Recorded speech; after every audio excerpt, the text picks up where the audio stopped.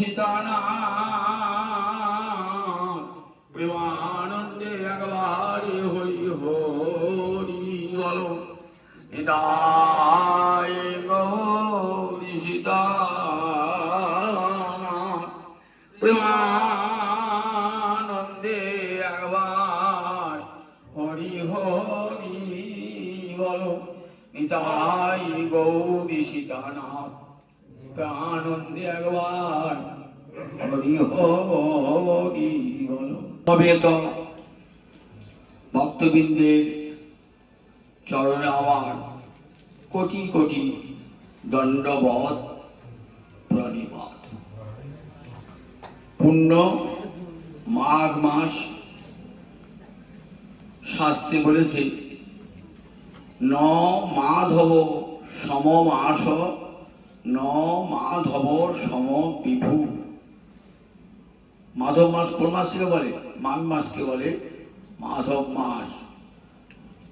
বলেন মাধব মাসের সমান অর্থাৎ মাঘ মাসের সমান মাস নাই, আর মাধবের সমান ভগবান নাই। ন মাধব সম মাস ন মাধব সম বিভু। তিনটি নিয়ম সেবার মাসের মধ্যে একটি হলো মাঘ মাস। কার্তিক, বৈশাখ, কার্তিক, মাঘ, এই তিনটিকে আমরা কি বলি? বিশেষ নিয়মে গোবিন্দ অর্চনা হয়ে থাকে। মাঘ মাসে বিশেষ স্নানের দ্বারা, পূর্ণ নদীতে স্নানের দ্বারা ভগবানের স্নান হয়। মাঘে স্নান, বৈশাখে দান, কার্তিকে গান। মাঘে পূর্ণ নদীতে স্নান করে গোবিন্দ অর্চনা করতে হয়, আর রাধা মাধবের অর্চনা করতে হয় বিশেষ নিয়মে। সবচেয়ে বড় নিয়মটি হলো কি না, প্রতিদিন নিয়ম করে রাধা মাধবের কথা শোনা। এর চেয়ে আর বড় নিয়ম হয় না। এই নিয়মটি মনে হয় আর অন্য কোন নিয়ম করুন আর না করুন কোনো ক্ষতি নাই।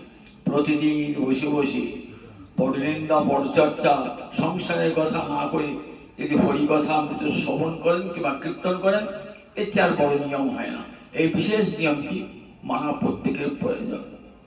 পূর্ণ মাঘ মাসে, মাঘ মাসেই আমাদের মনে পড়ে যায় মহাপ্রভুর সন্ন্যাসের কথা মনে পড়ে যায়, অদ্বৈত প্রভুর জন্মের কথা, নিতাই চাঁদের জন্মের কথা সব মনে পড়ে যায়। মাঘ মাসটি এড়িয়ে মনে পড়ে যায়।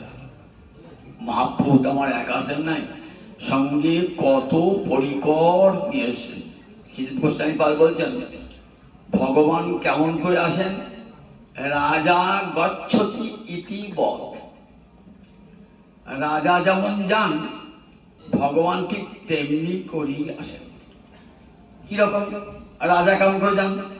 রাজা যখন আসবেন না, তার আগে অনেকজন আসেন, রাজার সঙ্গে অনেকজন আসেন, আবার রাজার পরে আসেন।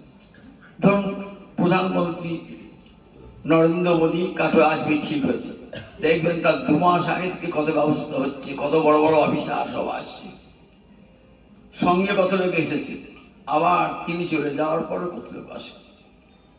তাহলে রাজা গচ্ছতি ইতিবৎ, রাজা যেমন করে যান ভগবানের অবতরণটা ঠিক তেমনি করেই হয়। শ্রীমদ্ ভাগবতের 11 স্কন্ধে নবযোগীন্দ্র সংবাদ আছে। শেষ যে যোগীন্দ্র তার নাম করভাজন যোগীন্দ্র। এরা রাজর্ষি ভরতের ভাই। জিজ্ঞাসা করছেন মহারাজ যে কোন কালে ভগবান কি রূপে অবতীর্ণ হবে এবং তার উপাসনা পদ্ধতি কেমন হবে। বলতে বলতে কলিকালের কথা বলেন। কলাবপি তথা শুনুন মহারাজ, কলিকালে বর্ণনা, কলিকালে ভগবানটা কেমন হবে আর তার উপাসনাটা কেমন হবে একবার শুনুন। কলিকালে ভগবান কলাবপি তথা শুনুন। কলাবে কল যুক্ত অপি সন্ধি করে কলাবপি। কলিকালে, কল মানে কলিকালে, শুন কলিকালের কথা। রাজা তো শুনছেন, ভালো করে শুনতে হবে, কারণ অত্যন্ত গূঢ় গোপন ভাষায় মহাপ্রভুর আবির্ভাবের কথা বর্ণনা করেছে। কেন গূঢ় হয়ে বলা কি দরকার ছিল? মহাপ্রভু এসেছেন গূঢ় রূপে, প্রচ্ছন্ন রূপে, কাউকে জানতে দেবেন না। ওটা ঘোমটা দিয়েছে, তার ঘোমটা খোলাটা কি ঠিক? তার ঘোমটা থাকাই দরকার। ভগবান এসেছেন কেমন? ঘোমটা দিয়েছে যাতে জানতে না পারেন, আমাকে ভগবান বলি যাতে জানতে না পারেন। এমনি করেই এসেছেন ভগবান। সুতরাং তার স্বরূপটা কেমন হয় বলছেন? কৃষ্ণবর্ণং দিশা কৃষ্ণং সাঙ্গ পাঙ্গাস্ত্র পার্শ্বদং যজ্ঞই সংকীর্তন প্রায় যজন্তী সুমেধস। বললেন কলিকালে ভগবানটি কেমন হবে? কৃষ্ণবর্ণং দিশা কৃষ্ণং। কৃষ্ণবর্ণং বলি আমাদের কি মনে হয়? কলিকালের ঠাকুরটি মনে হয় কালো রঙের হবে। কৃষ্ণবর্ণং বলেছেন তো, কিন্তু পরের শব্দে কি বলা আছে? তিসা অকৃষ্ণং। তিসা কৃষ্ণং সন্ধি ভাঙনি করে তিসা যুক্ত অকৃষ্ণং। তিসা মানে অঙ্গকান্তি। তিত শব্দের তৃতীয় এক বচনে তিসা, অর্থাৎ অঙ্গকান্তিতে যিনি অকৃষ্ণ বর্ণ। তাহলে কৃষ্ণবর্ণ আবার অঙ্গকান্তিতে অকৃষ্ণ বর্ণ, কথাটা অর্থ হয় কি? বলে হ্যাঁ অর্থ হয়। বলে প্রথম কৃষ্ণবর্ণটি অর্থ কি জানো? কৃষ্ণবর্ণের অর্থ হল কৃষ্ণং বর্ণয়তি যশ, যিনি মুখে কৃষ্ণ কৃষ্ণ কৃষ্ণ বলবেন। কৃষ্ণবর্ণ মানে কৃষ্ণং বর্ণয়তি যশ, যিনি মুখে কৃষ্ণ কৃষ্ণ কৃষ্ণ বলবেন, কিন্তু অঙ্গকান্তিতে হবেন অকৃষ্ণ বর্ণ।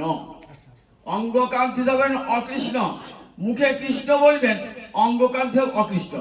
তা অকৃষ্ণ বললে কি বোঝায়? কবিরাজ গোস্বামী পাদ বলছেন অকৃষ্ণ শব্দে কহে পীত বরণ। চৈতন্য চৈতামৃত। অকৃষ্ণ শব্দ বললে বোঝাবে পীত বরণ। অকৃষ্ণ শব্দ বলে যা কালো না, অনেক কিছু বলতে হবে, লাল হলুদ সবার সবুজ সব বলতে পারেন। তাহলে কবিরাজ গোস্বামী পাদ বললেন অকৃষ্ণ শব্দে কহে পীত বরণ। বলেন দেখো কবিরাজ গোস্বামী পাদের মতন শাস্ত্রজ্ঞ তৎকালীন ভারতবর্ষে কেউ ছিল না। কবিরাজ গোস্বামী কখনো এমন কথা বলবেন না যার প্রমাণ নাই, শাস্ত্রীয় প্রমাণ নাই। বলেন দেখো ভাগবত খুলে দেখো যে পীতবর্ণের কথা বলা আছে কিনা। নন্দ মহারাজ যখন নামকরণ করতেন, নন্দ মহারাজের গৃহে যখন গর্গময়ী নামকরণ করতেলেন না, তখনই বললেন যে দেখো এই তোমার ছেলেটি যুগে যুগে ভিন্ন ভিন্ন বর্ণ ধারণ করে। কিরকম? তা বলেন দেখো শুক্র রক্ত তথা পীত ইদানিং কৃষ্ণতাঙ্গত। তোমার এই ছেলে চারটে রং, চার যুগে, শুক্র রক্ত তথা পীত আর ইদানিং কৃষ্ণতাঙ্গত। এই কৃষ্ণ অবতারে কালো রংটা হয়েছে। আর সত্য যুগে শুক্লবর্ণ, ত্রেতা যুগে রক্তবর্ণ, আর তাহলে থাকলো সত্য যুগ হয়ে গেল, ত্রেতা যুগ হয়ে গেল, দাপর যুগ হয়ে গেল, থাকলো কলি। তাহলে পীতবর্ণটি কোন যুগের জন্য? তাহলে পীতবর্ণটি এই কলি যুগের জন্য। শুক্র রক্ত তথা পীত। কবিরাজ গোস্বামী দেখলাম যে ভাগবতের মতো এত বড় প্রমাণ তার কোথাও নাই। সেখানে অকৃষ্ণ শব্দেতে কহে পীতবরণ। তাই অকৃষ্ণ শব্দ এখানে পীতবরণ, অর্থাৎ অঙ্গকান্তিতে হবে হলুদ পীতবর্ণ। তপ্ত কাঞ্চন গৌরাঙ্গ, রাধা আমার রাধারানী যেমন বরণ, সেই রকম বরণটি হবে কলিকালের ঠাকুর। তপ্ত কাঞ্চন গৌরাঙ্গী রাধারানী, আমার গৌর হরি ঠিক তেমনি তপ্ত কাঞ্চন বর্ণ। আর মুখে কৃষ্ণ কৃষ্ণ বলে এক আসবেন নাকি? বলে না। কৃষ্ণবর্ণং তিসা সাঙ্গ পাঙ্গাস্ত্র পার্শ্বদং, অঙ্গ উপাঙ্গ এবং পার্শ্বদ সহ আসবেন। পার্শ্বদ সহ এক আসবে না, কোটি কোটি পার্শ্বদ তার সঙ্গে আসবেন। আর অঙ্গ আর উপাঙ্গ হবে তার অস্ত্র স্বরূপ। অঙ্গ মানে আমার হাতটা অঙ্গ, পাটা অঙ্গ, আর উপাঙ্গ মানে আমার পায়ের আঙ্গুল, হাতের আঙ্গুল। উপাঙ্গ উপরে ক্ষুদ্র অঙ্গ কি উপাঙ্গ বলে। তাহলে তার অঙ্গ এবং উপাঙ্গ হবে অস্ত্র। ভগবান যখন আসেন হাতে অস্ত্র নিয়ে আসেন। রামচন্দ্র তীর ধনুক এনেছেন, কৃষ্ণচন্দ্র হাতে সুদর্শন এনেছেন, তাহলে এই ঠাকুরটা কি অস্ত্র আনবে? বলে অঙ্গ আর উপাঙ্গই হবে তার অস্ত্র। অস্ত্র দিয়ে কি হয়? শত্রু নিধন হয়, এই তো। তা বললে হ্যাঁ, এবারও অসুর নিধন হবে। কি হবে? অসুরটা হবে না, অসুরের ভিতরে যে আসুরিকতা সেইটে নিধন হবে।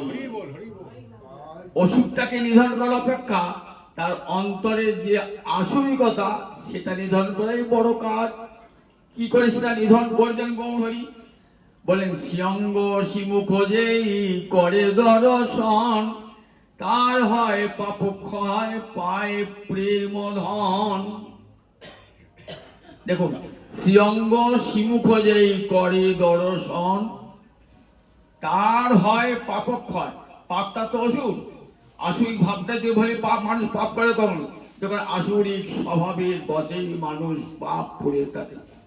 তাই গৌরহরিকে যে একবার দর্শন করেছেন, যখন হরি বলে আমার মহাপ্রভু নৃত্য করছিলেন, হরে কৃষ্ণ কৃষ্ণ কৃষ্ণ হরে হরে, হরে রাম রাম রাম হরে হরে, প্রেমন্মত্ত হয়ে নাম করতে করতে চলেছেন তো।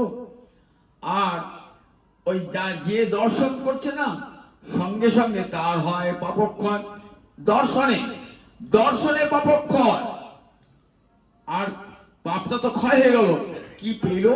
পেল প্রেম ধন, তার হয় পাপক্ষয় পায় প্রমোধন। কত দেখুন, পাপটা ভগবান কেটে নিলাম আমার হৃদয় থেকে, খালি হয়ে গেল হৃদয়টা। ধন সম্পদ পাপ ছিল, সে চলে গেল, এবার ভর্তি করে দিলেন প্রেম দিয়ে, হৃদয়টা ভর্তি করে। তার প্রমাণ দেখবেন, ঝাড়খণ্ডের পথে যাচ্ছেন তো, সিংহ বাঘ এরা তো এমনিতেই অসুর প্রকৃতি, অসুর হইতে জন্মায় এরা। যখন যাচ্ছিলাম আমার মহাপ্রভু, তখন বাঘটা দুটো পা তুলে নাচছে, বাঘটা দুটো পা তুলে নাচছে, হাতির গায়ে জল ঢুকেছে, হাতি প্রমাণমত্ত হয়ে নৃত্য করছে, বাঘ সিংহ যে পায়ে লুটুপুটি খাচ্ছি, সাপ ফনা তুলে নাচছি। তাহলে একটা সাপ একটা মানুষকে দেখতে পেলে ছোবল মাছ চলে আসে, একটা বাঘ সিংহ হরিণকে দেখছে, খেতে চলে আসবে, ওই খাচ্ছে না তো। উপরন্তু তারা মহাপ্রভুকে দেখে এত আনন্দ পাচ্ছে যে তারাও নৃত্য করছে। তাহলে তাদের মধ্যে যে পাপ প্রবৃত্তি ছিল সেটা ধ্বংস হয়ে গেছে সুদর্শন করে। মহাপ্রভু হাতে লাঠিও নিয়ে যান নাই, ঠেঙ্গাও নিয়ে যান নাই, শুধু একবার নাচতে নাচতে চলেছেন ঝাড়খণ্ডের পথে, তাতেই সঙ্গে সঙ্গে হিংস্র ব্যাঘ্রাদি সব। তা মানুষ তো কোন দূরের কথা, মনুষ্যেতর প্রাণী পর্যন্ত দর্শন করার সঙ্গে সঙ্গে তার পাপ ক্ষয় হয়েছে, প্রেম ধন পেয়েছে। পার্শ্বদম আবার কোটি কোটি পার্শ্বদগণকে সঙ্গে নিয়ে এসেছেন, কারণ জগতের সমস্ত জীবকে হরিনাম দেবেন এবং প্রেম দেবেন। নাম প্রেমের মালা গাঁথি পড়াইল সংসারে, প্রেমের সুতো দিয়ে হরিনাম ফুলের মালা গেঁথে এই কলিহত জীবের কণ্ঠে দুলিয়ে। এই জন্য আমার মহাপ্রভু এসেছেন। আসার সঙ্গে সঙ্গে কত মহাপ্রভু আগেকার এসেছেন, দেখেছেন। আজকে যার কথা বলবো তিনি মহাপ্রভুর আগে এসেছেন, অদ্বৈত সিংহ এসেছেন, সিংহের মতো গর্জন অদ্বৈত প্রভু। তাই এসেছেন মাঘ মাসে শুক্লপক্ষে সপ্তমী তিথিতে। পঞ্চতত্ত্বাত্মকং কৃষ্ণং ভক্ত রূপ স্বরূপকং ভক্তাবতারং ভক্তাক্ষম নমামি ভক্ত শক্তিকম। আমরা পঞ্চতত্ত্বের বর্ণনায় প্রণামে বলি, শ্রীকৃষ্ণ কলিযুগে 5টি তত্ত্বে আবির্ভূত হয়েছেন। পঞ্চতত্ত্বাত্মকং অর্থাৎ 5টি তত্ত্ব যার আত্মা স্বরূপ। পঞ্চতত্ত্ব মানে 5টি তত্ত্ব যার আত্মা স্বরূপ। তাহলে এই 5টি তত্ত্ব কৃষ্ণ হতে ভিন্ন নয়।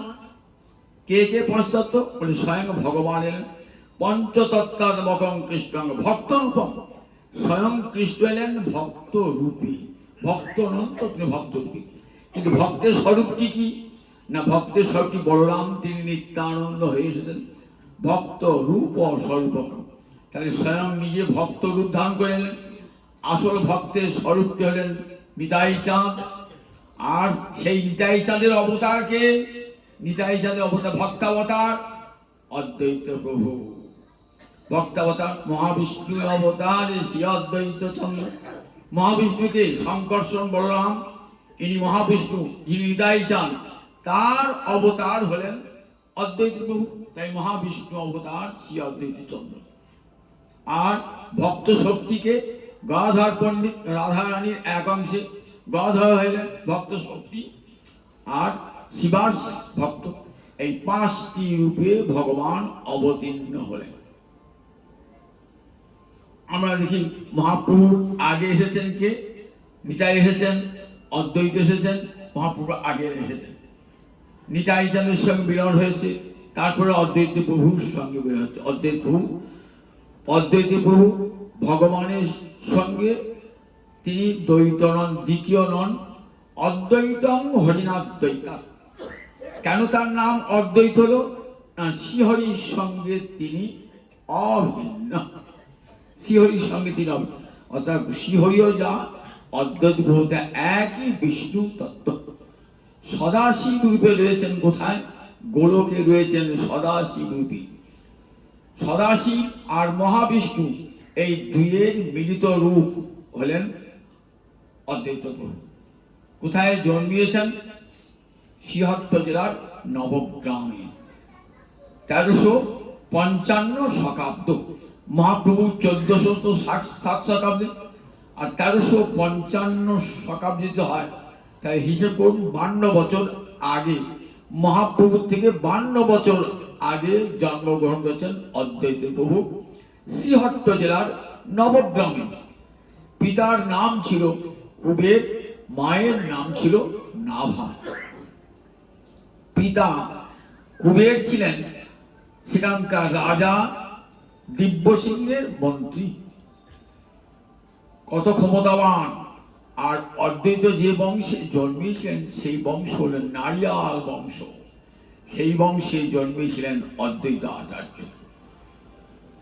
বাল্যকাল হতে ক্ষুরধার বুদ্ধি, সুতীক্ষ্ণ বুদ্ধি। অল্প দিনই পাঠশালার পড়া শেষ করে চতুষ্পাঠে ভর্তি হলেন। চতুষ্পাঠে ভর্তি হয়ে 12 বছর বয়সে পড়তে গেলেন, বেদ পড়তে গেলেন ফুল্লবাটি গ্রামে। সেখানে 2 বৎসরে 4 বেদ, 6টা দর্শন একবারে কণ্ঠস্থ করে ফেলেন। তার প্রতিভায় মুগ্ধ হয়ে তার গুরুদেব তাকে উপাধি দিলেন বেদ পঞ্চানন। 4টে বেদ যার নখ দর্পণে, 6টা দর্শন, সমস্ত বৈদিক সাহিত্য 2 বছরে, 12 বছর বয়সে গিয়েছেন, 14 বছর বয়সে বেদ পঞ্চানন উপাধি করেছেন। সরস্বতী পতিত শুধু নররূপে লীলা করছেন বলি লেখাপড়া শিখতে যাওয়া। যেমন কৃষ্ণ বলরাম মথুরায় গিয়ে কোথায় গেলেন? শান্তিপণি মণির কাছে পড়তে গেলেন। কদিন পড়েছিলেন? 64 দিন, 2 মাস 4 দিন। 64 কি ছিলেন? 64 কলা বিদ্যা। আমাদের বিদ্যা কত প্রকারের? 64 রকমের বিদ্যা আছে। এই 64 রকমের বিদ্যা 64 দিনেই শিখতে হবে। এই লেখাপড়া শিখেছি আমরা কলেজে স্কুলে, একটা একরকম বিদ্যা, গান একরকম বিদ্যা, নৃত্য একরকম বিদ্যা, ছবি একরকম বিদ্যা, এরকম 64 রকমের বিদ্যা আছে। 64 কলা বলি। সেই 64 কলা শিখতে লাগলো 64 দিন, এক এক দিনে এক একটি কলা। একদিনে গোটা নৃত্য শেষ, একদিনে বাজনা বাজানো শেখা শেষ হয়ে গেল, একদিনে সব বেদ সাহিত্যাদি পড়া হয়ে গেল। 64 দিনে শুধু অভিনয় করেছেন। সুদামা বলেছেন, না প্রভু তোমার নিঃশ্বাসী বেদ, আবার তুমি গিয়েছো গুরুগৃহে বেদ পড়তে। অবাক লাগে যে নিজের যার নিঃশ্বাস স্বরূপ বেদ, তিনি গিয়েছেন গুরুর কাছে বেদ পড়তে। তিনি তো ভগবান নররূপে লীলা করছেন, তো কাজে গুরু স্বীকার করতে হবে, গুরুর কাছে পড়াশোনা করতে হবে, শিখতে হবে। অদ্বৈত তাই 2 বছরে 2 বছরে সব শিখে ফেললেন, সমস্ত বেদ। গুরুদেব উপায় দান করেন বেদ পড়া, তাই নয় বিদ্যা শুধু লাভ করেন না, শেষখানে গুরু ভক্তিও কেমন অসামান্য। গুরু ভক্তি কিরকম অসামান্য! গুরুদেব চলেছেন স্নানে শিষ্যকে সঙ্গে নিয়ে, একটা সরোবরের তীরে দাঁড়িয়ে আছেন। সেই সরোবরে এত সুন্দর সুন্দর পদ্ম ফুটেছে না, গুরুদেবের অন্তর ইচ্ছা রেখেছে ওই পদ্ম দিয়ে গোবিন্দ চরণে উপহার দান, পুষ্পাঞ্জলি দান করব। কিন্তু যেখানে দেখবেন ওই পদ্ম ফুল ফোটে না, সেখানে গৌর সাপ থাকে, ওদের নাম পদ্ম গৌর। একবার পদ্ম ফুলের পদ্ম ফুলের নালে জড়িয়ে থাকে, যে এই পদ্ম ফুল যাবেন না, সঙ্গে সঙ্গে আপনাকে ছোবল মারবে। এত সর্প, কেউ যেতে সাহস করছেন না কোনো ছাত্রী। গুরুদেবের অন্ত ইচ্ছা রেখেছে তো গুরু সেবা করতে হবে। অদ্বৈতের প্রভু ঝাঁপ করলেন, বললেন গুরুদেবের ইচ্ছা যখন হয়েছে আপনি আসবো। সেখান থেকে পদ্ম ফুল তুলে এনে দিলেন গুরুদেবের হাতে।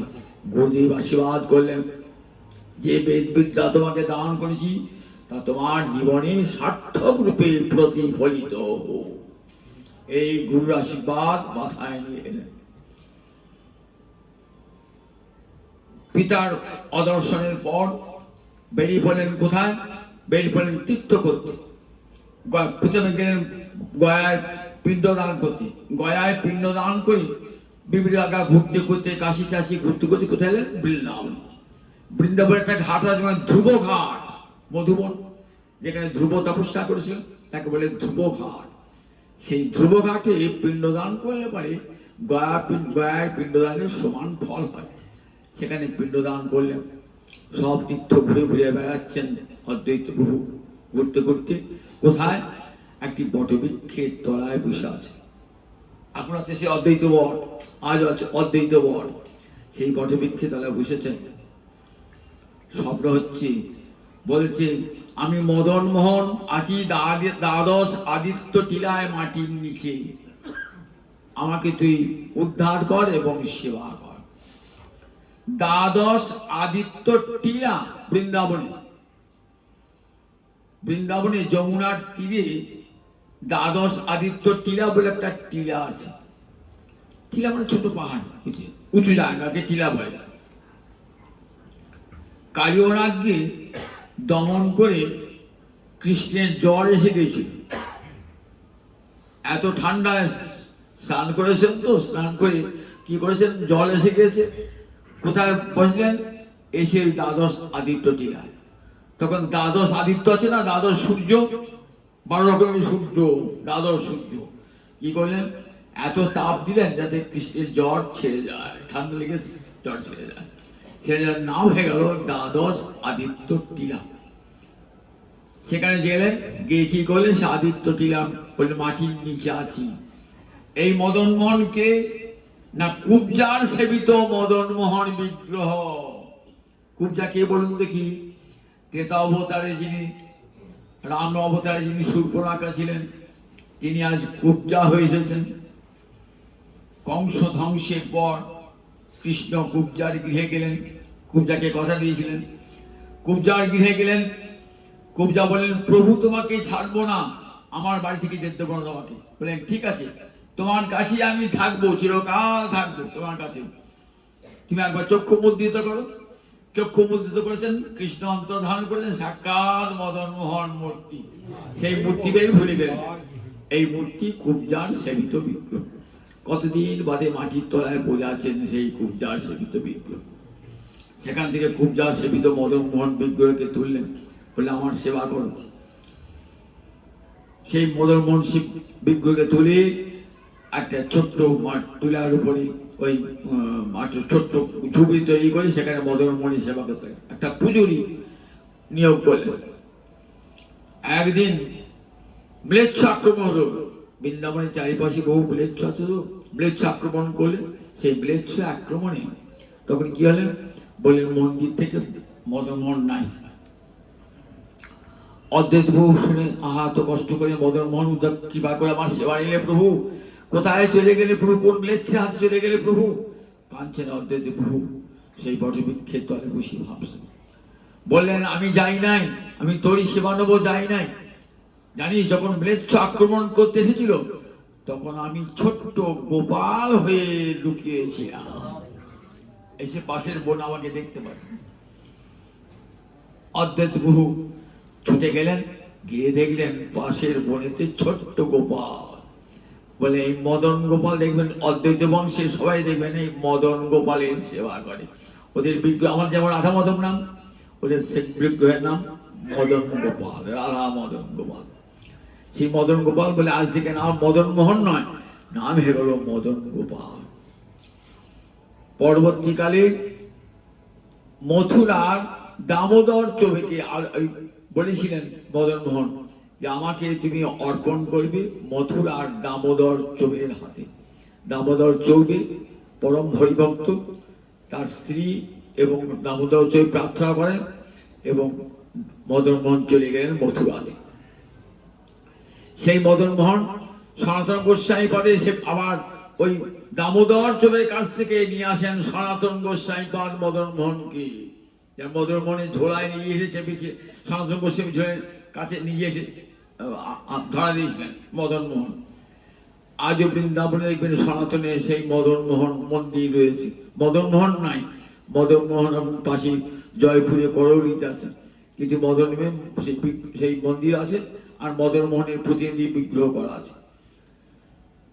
যাই অদিতি বহুকে বলেন তাহলে মদন মোহন তো চলে গেল, আমি কি নিয়ে থাকবো?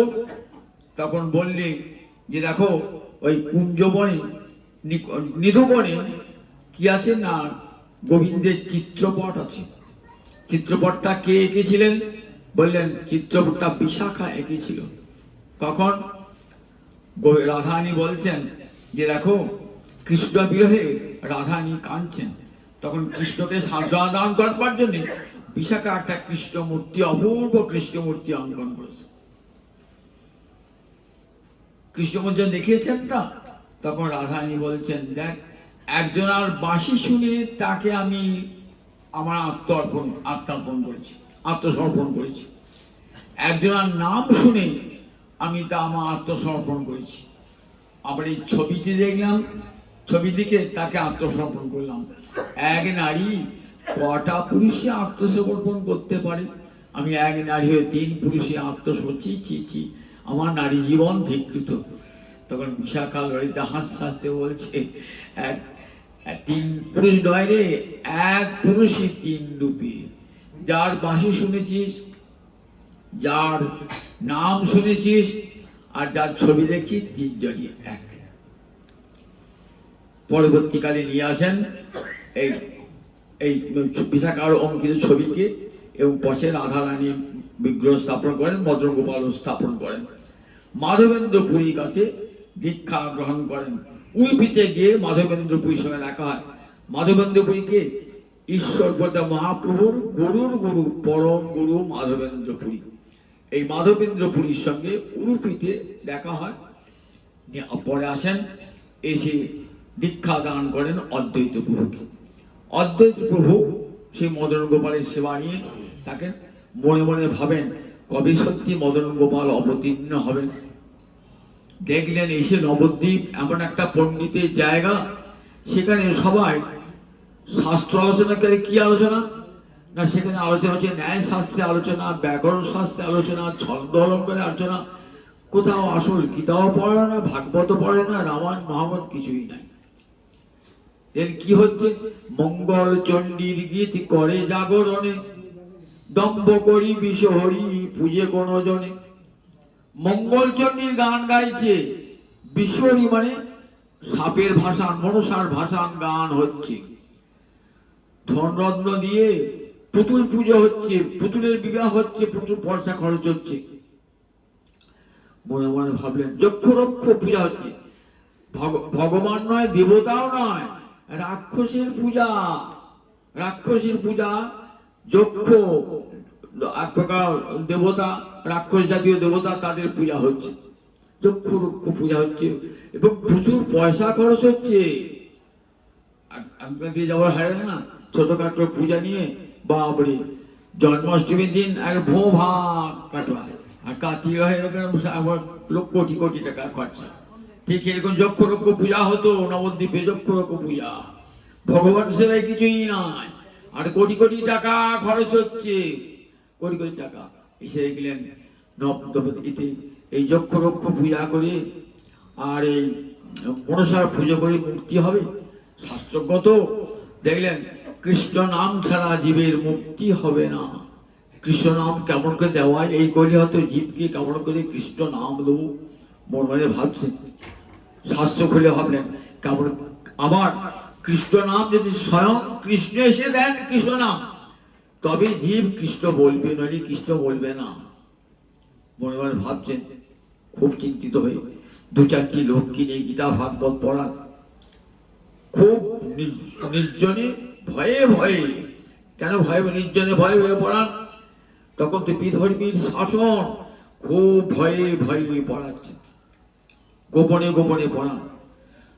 শাস্ত্র খুলে দেখলেন যে ভগবান কখন বশীভূত হন ভক্তের, তুলসী দল মাত্রে ন জলস্য চুলুকে নবা বিক্রিতে সমাদ মানং ভক্তি ভো ভক্ত বৎসল।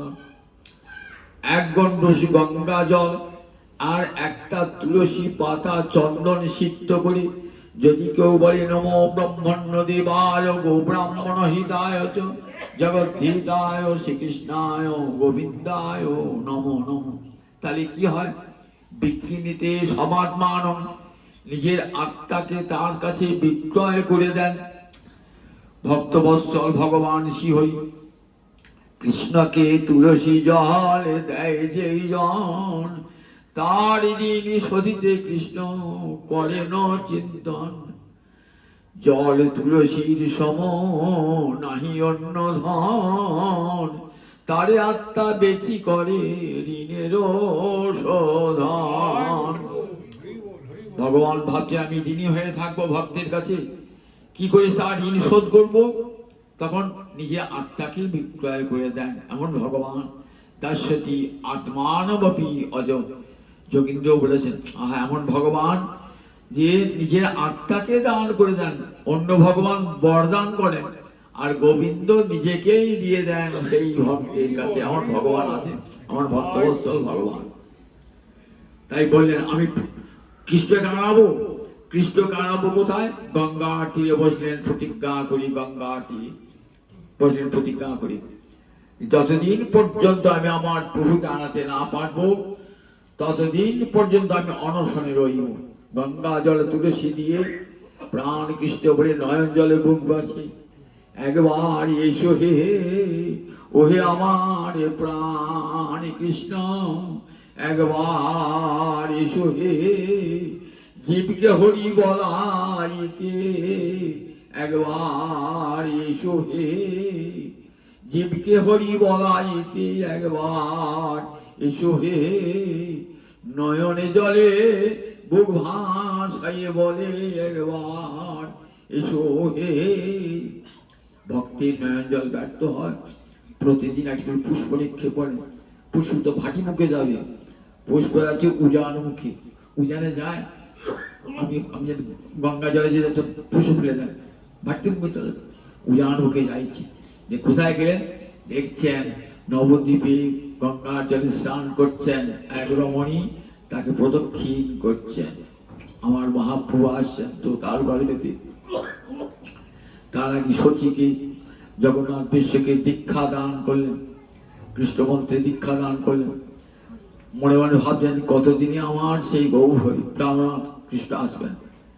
যথাসময়ে কৃষ্ণ এলেন, আনন্দের সীমা নাই, সব চিহ্ন দিকে বুঝতেন আমার কৃষ্ণ এসেছেন, তথাপি নিশ্চিন্ত হতে পারেন না। দেখছেন যাকে নিয়ে এলাম, শচীর কোলে যাকে নিয়ে এলাম, তিনি তো বিদ্যার ঔদ্ধত্য দেখাচ্ছেন। নবদ্বীপের সমস্ত পণ্ডিতকে হারিয়ে দিয়েছেন, বিরাট চতুষ্পাঠী খুলে বসেছেন, কথায় কথায় সমস্ত তর্ক করে পণ্ডিতকে হারিয়ে দিচ্ছেন। ভাবছেন এই কি আমার আনা ঠাকুর হবে? আমি তো এই ঠাকুরকে চাই নাই।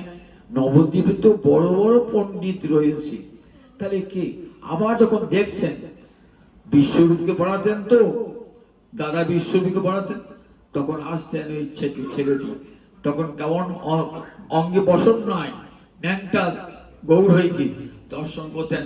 আর ভাবতেন এটাই কি আমার ঠাকুর, এটাই কি আমার নানার ঠাকুর? ঠিক ব্রহ্মা যেমন পরীক্ষা করেছিলেন কৃষ্ণকে এনে, দেখছেন গৌরী চড়াচ্ছে, রাখাল মানুষের বাঁশি বাজাচ্ছে, রাখাল যে খাবার খেয়ে নিয়ে খাচ্ছে, এই কি করে আমার ঠাকুর হবে, এই কি করে আমার ঠাকুর হবে? পরীক্ষা করেছিলেন না ব্রহ্মা, ঠিক তেমনি করে অদ্বৈত প্রভু পরীক্ষা করছেন এটা আমার আনা ঠাকুর বটে কিনা। মনে মনে ভাবছেন, বিদ্যার প্রকাশ দেখা ঔদ্ধত্য দেখাচ্ছেন, বিদ্যার ঔদ্ধত্য দেখাচ্ছেন। মনে মনে খুব বিষণ্ণ, তাহলে কি আমার সাধনা ব্যর্থ হয়ে গেল, আমার সাধনা ব্যর্থ হয়ে গেল। মনে ভাবছেন তা তো হয় না, আমার চোখের জল তো ব্যর্থ হবে না। দেখুন একদিন ব্যাখ্যা করছেন জ্ঞান বড় না ভক্তি বড়।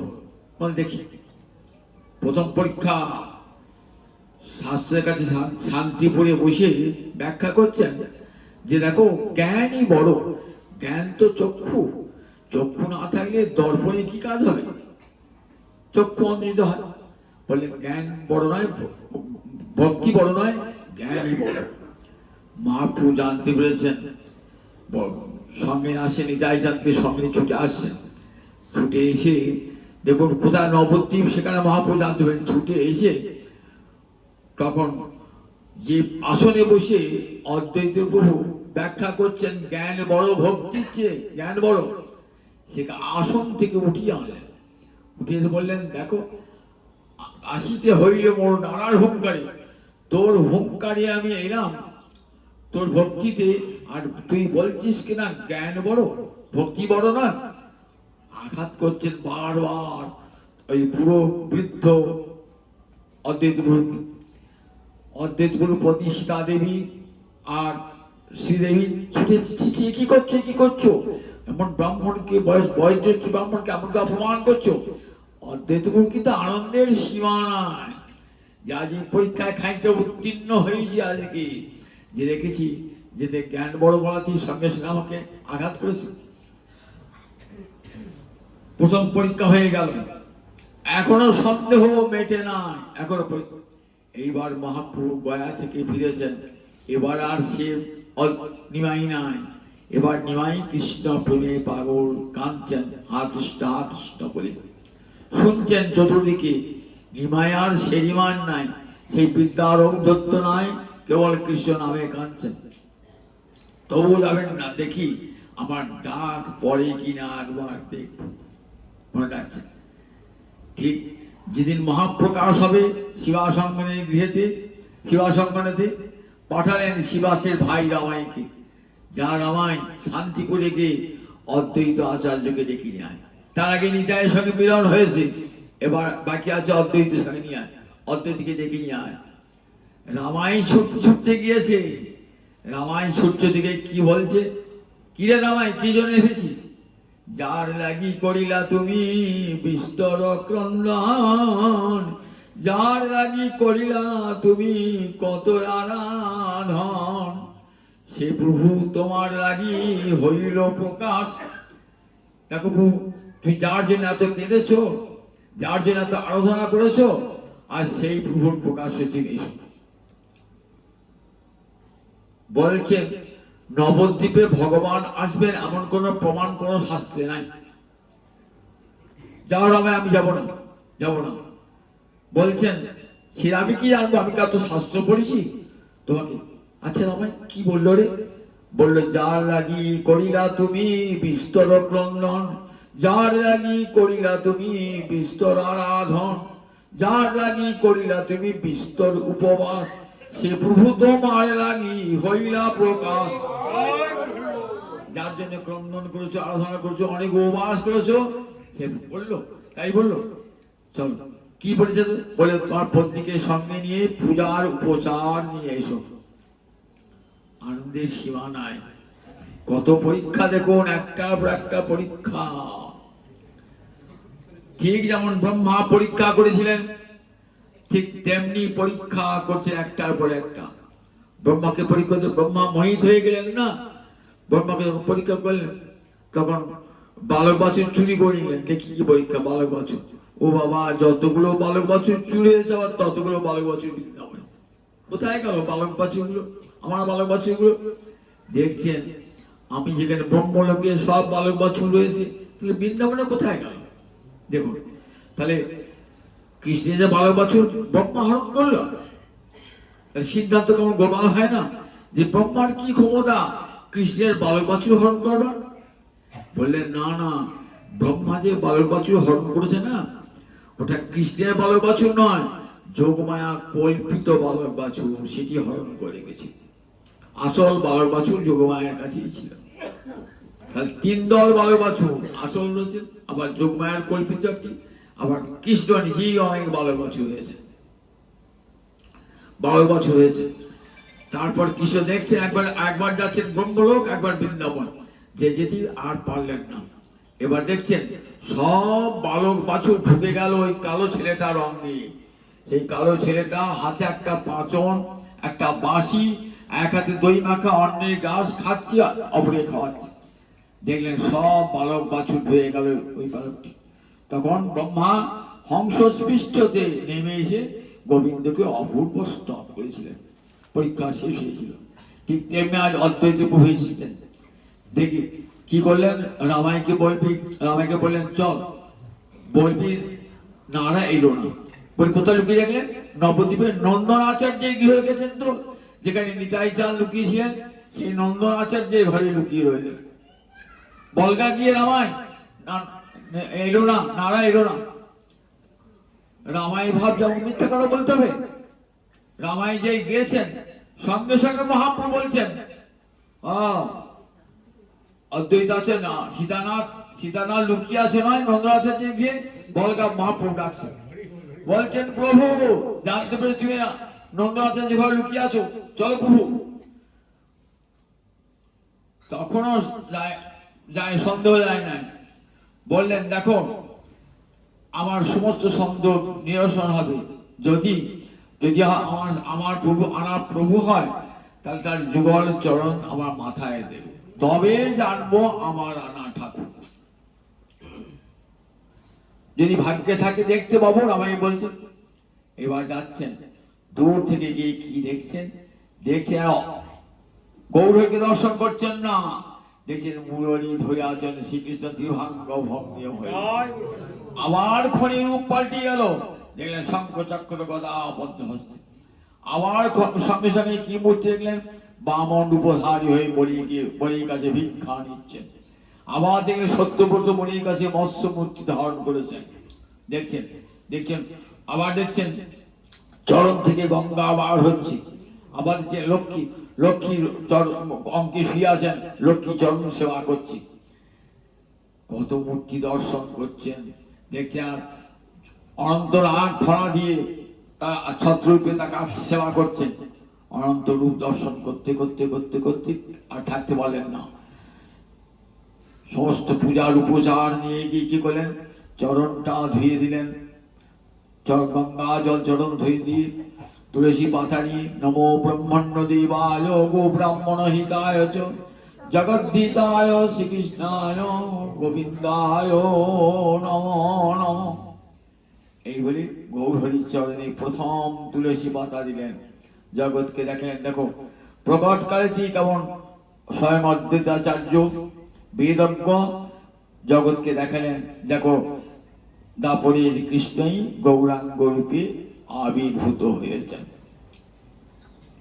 যেই দিয়েছেন না, তখন সর্বভূত অন্তর্যামী গৌরাঙ্গ রায় চরণ শ্রীচরণ তুলিয়া দিল অদ্বৈতের মাথায়। সর্বভূত অন্তর্যামী গৌরাঙ্গ রায় শ্রীচরণ তুলিয়া দিলেন অদ্বৈতের মাথায়। অদ্বৈতের মাথায় তুলে দিলেন। অদ্বৈত দীঘল হয়ে পড়েছেন, নয়ন জলে ভাসছেন।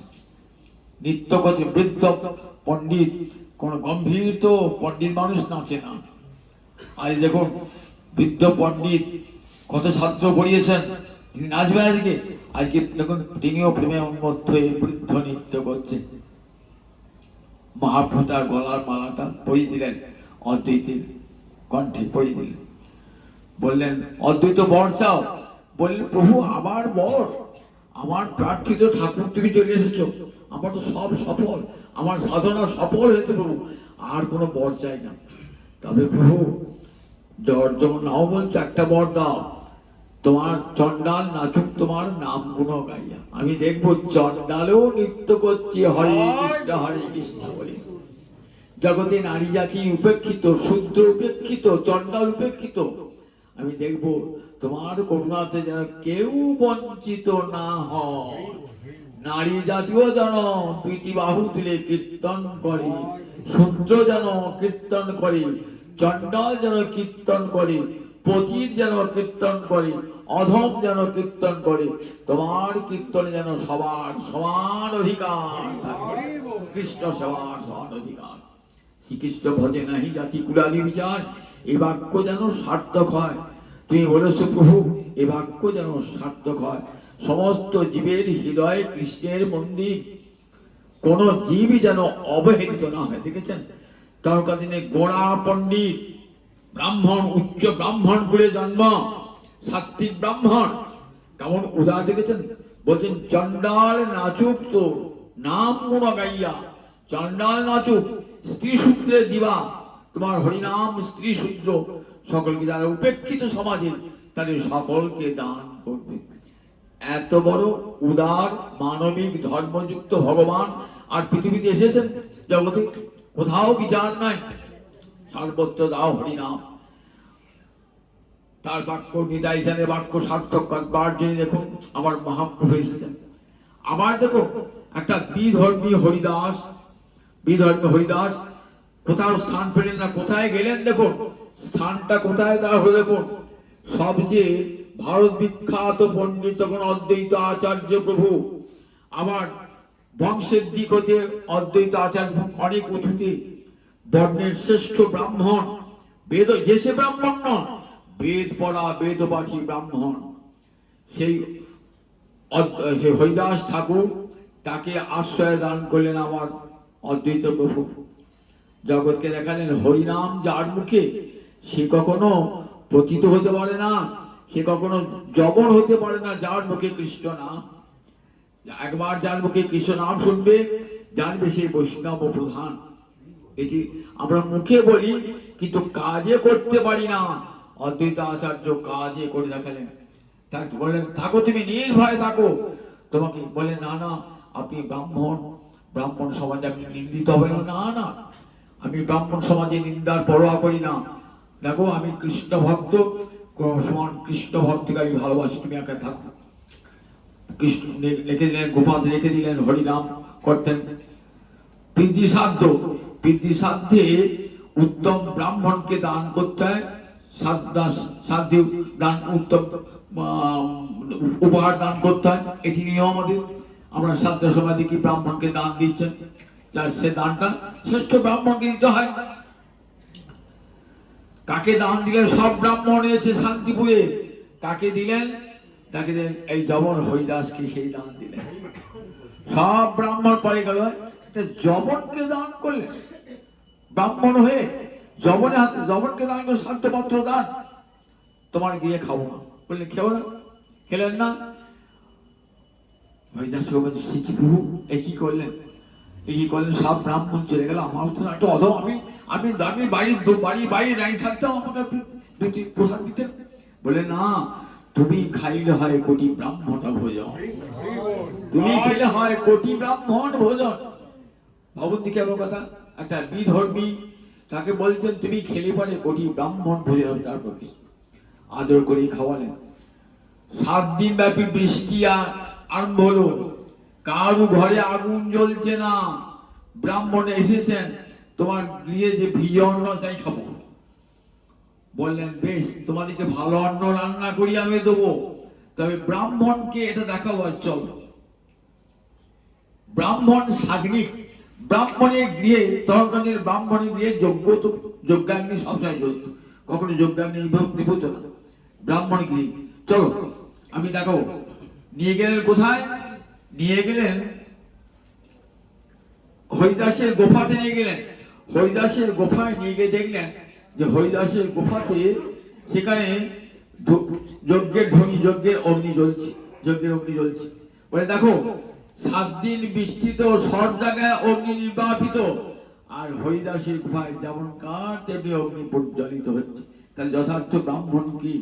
ব্রহ্মকে যে জানে সেই তো ব্রাহ্মণ। তুমি ব্রাহ্মণ বলে অহংকার কখন করবে? যখন ব্রহ্মকে ভগবানকে জানবে, সে ব্রাহ্মণ সর্বদা জগৎ পূজ্য, সে ব্রাহ্মণ ভূমির দেবতা, সে ব্রাহ্মণকে সবাই নত শিরে প্রণাম জানাবে।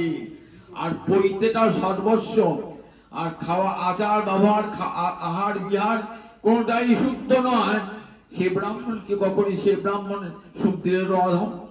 আর সত্যি বেদজ্ঞ ব্রাহ্মণ, যিনি ব্রহ্মকে জেনেছেন, ভগবানকে জেনেছেন, সে শুদ্র হলেও সে ব্রাহ্মণের সমান পূজ্য। চণ্ডালপি দ্বিজশ্রেষ্ঠ হরিভক্তি পরায়ণ। চণ্ডাল সেও যদি হরিভক্তি পরায়ণ হয়, তাহলে সে ব্রাহ্মণের চেয়েও শ্রেষ্ঠ। একথা বৈষ্ণবের জগৎকে উচ্চ কণ্ঠে শুনেছেন। অদ্বৈত আচার্য জগৎকে শোনালেন, অদ্বৈতাচার্য। সেই অদ্বৈতাচার্য প্রভু যখন সন্ন্যাস গ্রহণ করে চলে গেলেন না, হাও হাও করে কাঁদছে। সন্ন্যাসের দিন নিতাই চাঁদ বঞ্চনা করে কোথায় শান্তিপুরে গঙ্গার অপর তীরে নিয়ে এসছে। খবর দিয়েছেন অদ্বৈতাচার্যকে। অদ্বৈতাচার্য একটা শুকনো বহির্বাস আর গৌপী নিয়ে গেছেন। এখানে এলে আমি তোমার সঙ্গে বৃন্দাবনে এলাম, আমি তো বৃন্দাবনে, তুমি জানি কি করে? বললে তাহলে নিতাই চাঁদ আমাকে বঞ্চিত, শান্তিপুর, তাহলে নিতাই চাঁদ বঞ্চনা করেছে। বলেন না না, নিতাই কাউকে বঞ্চনা করেন না, তোমাকে বৃন্দাবনে এনেছে। কি করে বৃন্দাবনে এলাম?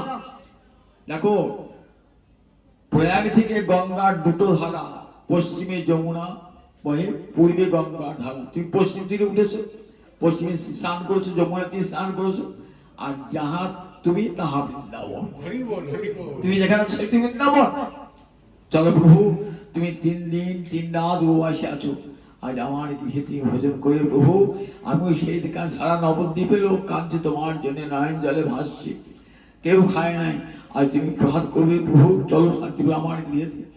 নয়ন জলে ভাসতে ভাসতে অঙ্গ নিয়ে এলেন, নিয়ে এসে নিজ গৃহে ভোজন করালেন। গৌর হরিকে নয়ন জলে বুক ভাসি তাকিয়ে আছেন। আহা, আমার রানা ঠাকুর ধবল পাঠে জোর করে যে নাচ নৃত্য করত, আজ তার মুন্ডিত মস্তক, গেরুয়া বসন, হাতে ভিক্ষার ঝুলি, দণ্ডি কাঁদছেন।